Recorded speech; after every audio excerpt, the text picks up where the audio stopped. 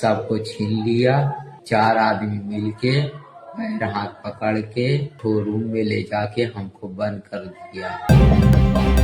ভারতে ইসলাম বিদ্বেষের শিকার হয়ে জীবন হারালেন আরও এক মুসলিম। দেশটির বিহার রাজ্যের নওদা জেলার রোহ এলাকায় 40 বছর বয়সী মুসলিম কাপড় বিক্রেতা মোহাম্মদ আথার হোসেনকে নির্মমভাবে মারধর করেছে উগ্র হিন্দুত্ববাদীরা। পরে গুরুতর আহত অবস্থায় আথার হোসেনকে হাসপাতালে নেওয়া হলে চিকিৎসাধীন অবস্থায় তিনি মৃত্যুবরণ করেন। প্রত্যক্ষ তথ্য অনুযায়ী 4 থেকে 5 জন ব্যক্তি হুসাইনের পথ রোধ করে, তারপর তার পকেট তল্লাশি করে, এরপর তাকে জোর করে একটি ঘরের ভেতর টেনে নেওয়া হয়। সেখানে তাকে তার ধর্মীয় পরিচয় প্রকাশ করতে বাধ্য করা হয়। মৃত্যুর আগে ধারণ করা একটি ভিডিওতে আথার হোসেন তার উপর চালানো পাশবিক নির্যাতনের বর্ণনা দিয়েছেন। তিনি বলেন, হামলাকারীরা লোহার রড দিয়ে তাকে বেধড়ক মারধর করে এবং আঙ্গুল ভেঙে দেয়, বুকের উপর পা দিয়ে চেপে ধরে, প্লায়ার বা চিমটা দিয়ে তার হাত পা ও কান চেপে ধরে পিষে ফেলা হয়। ইট দিয়ে আঘাত করার পাশাপাশি তার শরীরে পেট্রোল ঢেলে আগুন লাগানোর চেষ্টা করা হয়। पैसा भी छीन लिया, सामान भी छीन लिया, कपड़ा लत्ता सब छीन लिया। अब कहाँ से हम क्या करेंगे?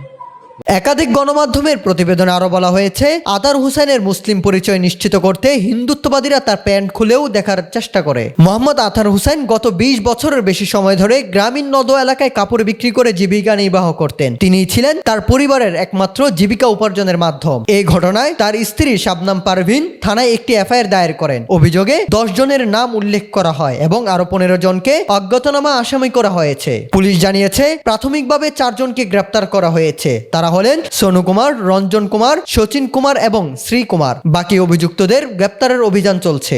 রোহ থানা ভারপ্রাপ্ত কর্মকর্তা জানিয়েছেন, ঘটনার সঙ্গে জড়িতদের বিরুদ্ধে কঠোর ব্যবস্থা নেওয়া হবে। ফরেনসিক দল ঘটনাস্থল থেকে আলামত সংগ্রহ করেছে এবং ম্যাজিস্ট্রেটের তত্ত্বাবধানে ময়নাতদন্ত সম্পন্ন হয়েছে। উল্লেখ্য, 2025 সালে নওদা জেলায় এমন ঘটনা এই প্রথম নয়। চলতি বছরের ফেব্রুয়ারিতে 2 যুবককে পিটিয়ে হত্যা করা হয়। আগস্ট মাসে ডাইনি অপবাদের জেরে এক বৃদ্ধ দম্পতির উপর হামলার ঘটনাও ঘটে।